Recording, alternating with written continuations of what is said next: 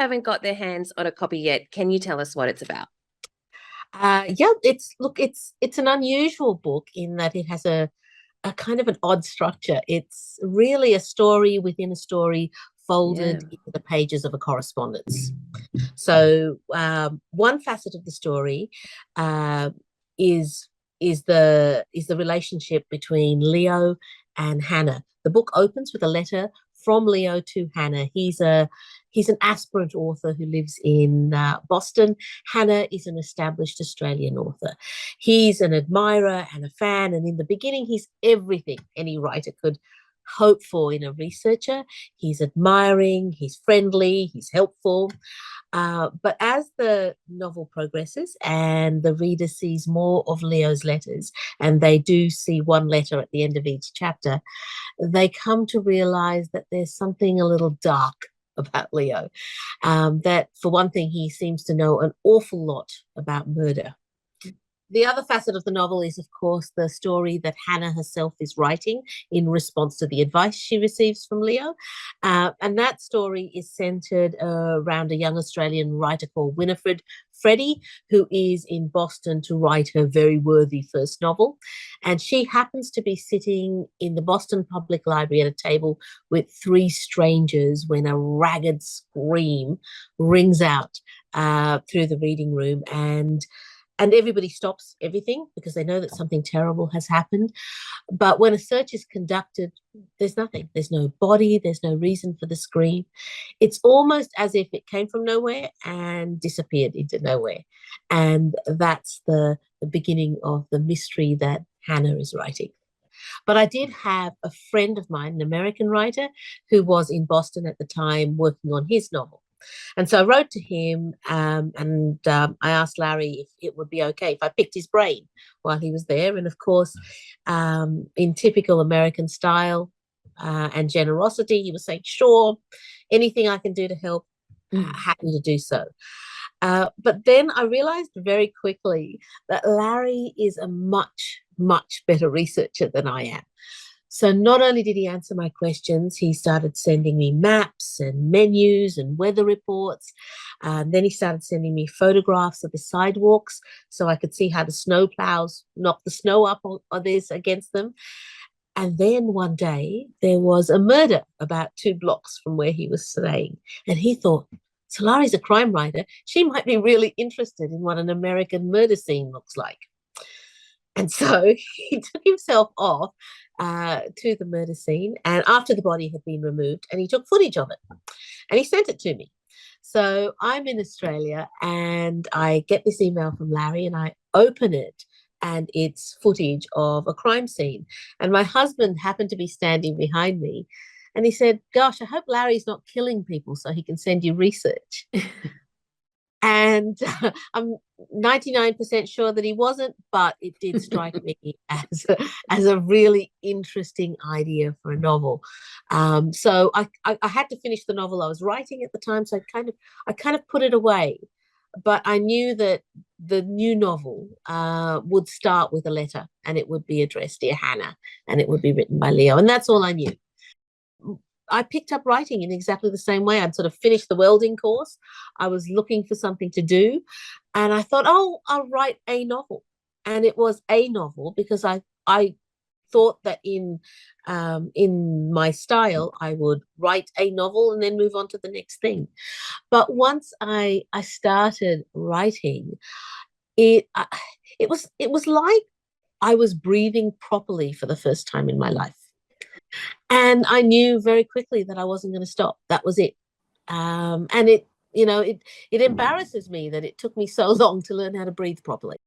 And it was all those aspects of living in your head, of making things up, of the kind um, of luxuriating in prose when it suited you, and of trying to manage all these threads so that it turned into something coherent.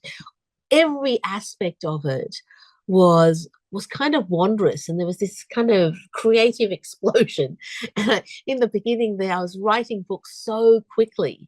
It was as if they'd always been there, and I was finally letting them loose. I mean, my style is almost like discovering the story rather than writing it.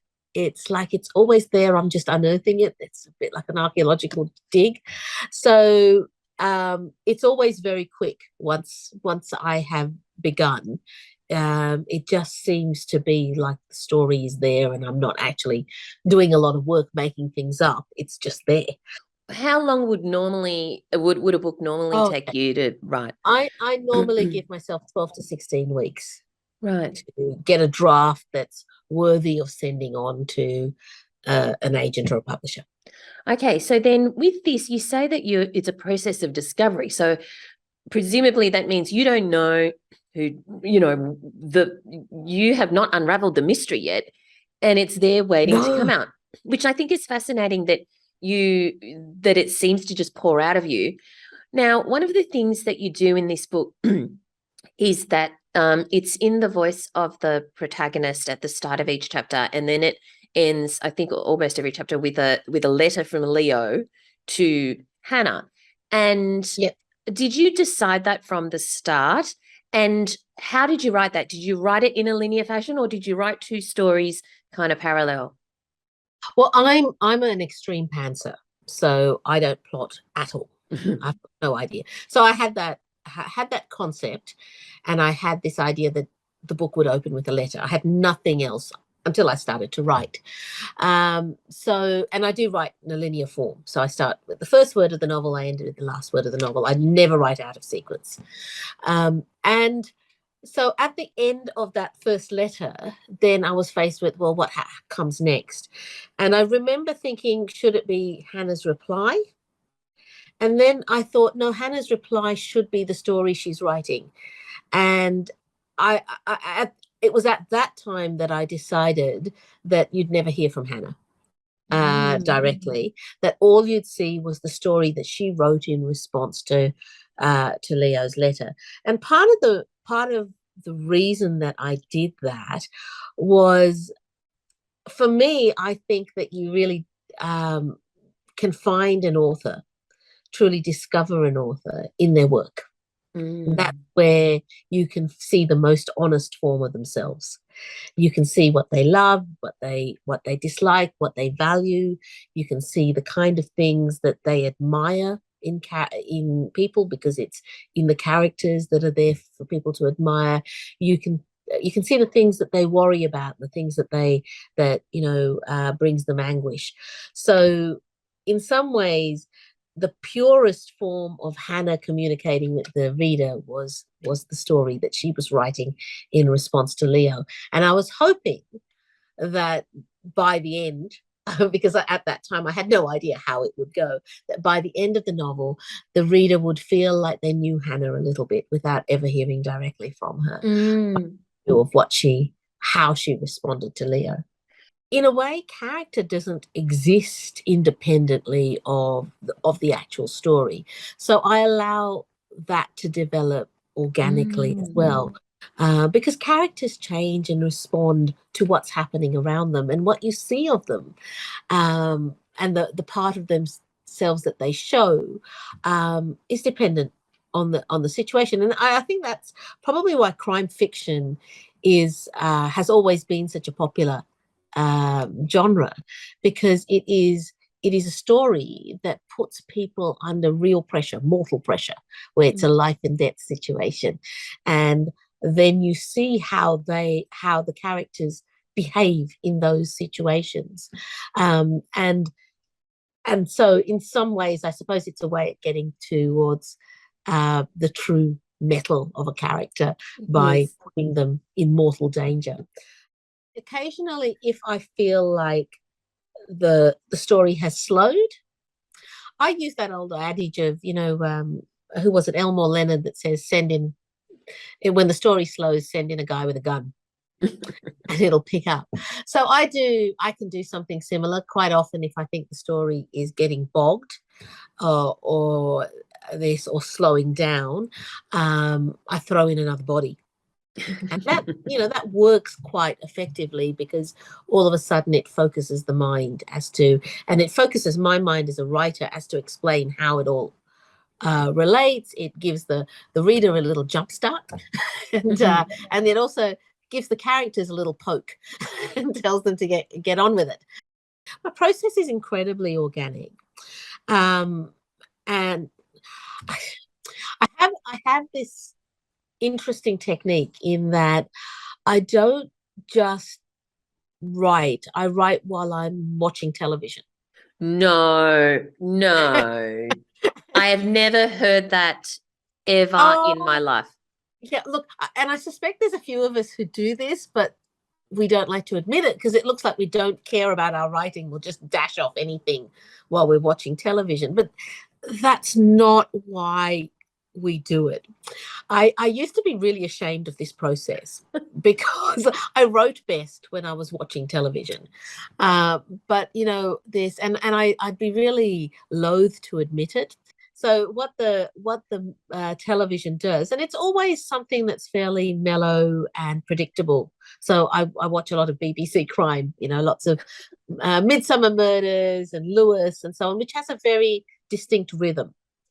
And it probably occupies about 30% of my brain to watch that. And what it does is it distracts my conscious enough that the subconscious runs riot and writes the novel. And so what I expect is that there's something in my subconscious that's plotting everything, making sure that everything wraps up and making sure that all the threads are tied off, but it's just not bothering to tell the poor beleaguered conscious part of my brain until absolutely necessary. And so it feels very much to me like everything's just being discovered because consciously I'm not aware of what's happening. That's my theory. Of course, I can't prove it. I find that extraordinary. So I must watch both at the same time, the screen and the television. And because I type, I don't need to watch the keyboard. So I don't look at it too closely because I'm afraid I'm going to break the magic. And I think that's the thing about writers' processes. We tell you what we think is happening, but I think there's always a dark part in the center of every writer's process that's still magic to us. We're not really 100% sure where these stories come from. So we give you a vague idea of what we think is happening. I don't try to dissect it. I take it as a gift. And that I can actually do this, and it may not, you know, I've written 15 books this way. Book 16 might not work. Never ever had the luxury of a quiet place, and I suppose that's where my technique developed. And once you seem to develop a technique, it's very hard to change it. I don't sit down to write if I don't want to. Luckily for me, I still want to all the time. It's the thing I like most doing. Part of the hassle is trying to make real life work with that, because every now and then you need to stop and feed children or let dogs out or answer the phone or answer the door. But if I had my way, I'd disappear into the book. A scream rings out through the reading room, and it's a terrified mortal scream, and everybody knows that it's not a joke, that it's something serious, that something awful has happened, and everybody stops, and the security guards come in and tell everybody to stay where they are while they investigate. But nothing's found, nothing at all. It's almost as if the scream came from nowhere and disappeared into nowhere. But in that process, because they are stuck in the reading room together whilst someone's running around looking for a body, the four people at the table start to talk. And a friendship is founded where otherwise they may have just passed each other and gone on with their lives. At the end of that chapter, Winifred says, and Winifred's narrating this in first person, she says they go off for coffee at the map room, and she says, and so I had my first coffee with a killer. And I had no idea where that line came from. That's just what she said. And I remember looking at that thinking, now I have let everybody know that one of these four people is a murderer. And I'm going to have an interesting time playing cat and mouse, so that it isn't incredibly obvious who the killer is. But also, it has to be one of them. I can't pull someone in from elsewhere. But, you know, the scream happened while all four of them were sitting at the table together. I had no idea how I was going to resolve that. I had absolutely no idea which one of them it would be. And I had absolutely no idea how I was going to keep it from being incredibly obvious to the reader who it was, except for the fact that I didn't know who it was. I always get to that point where I think, oh, I've written myself into a corner. How am I going to resolve this? And what I've done in the past and what I did with this book is just to keep writing and hope that it all comes together. And it hasn't failed me yet, I don't think. And it seemed really natural that that you would open that book in a place that's really a vortex of books, or a vortex of stories. It seemed like almost the perfect place to set a book within a book, and this whole notion of stories tumbling into the one thread. And so it seemed like going to the place where stories are kept and housed and respected and loved seemed like the perfect opening. So it was it was as simple as that. There wasn't any particular grand plan to, you know, incorporate shelving or anything of the sort. But the other thing I was thinking about when you were talking about libraries is that there's something quite timeless about a library. And that makes sense because a book is really a conversation with the future.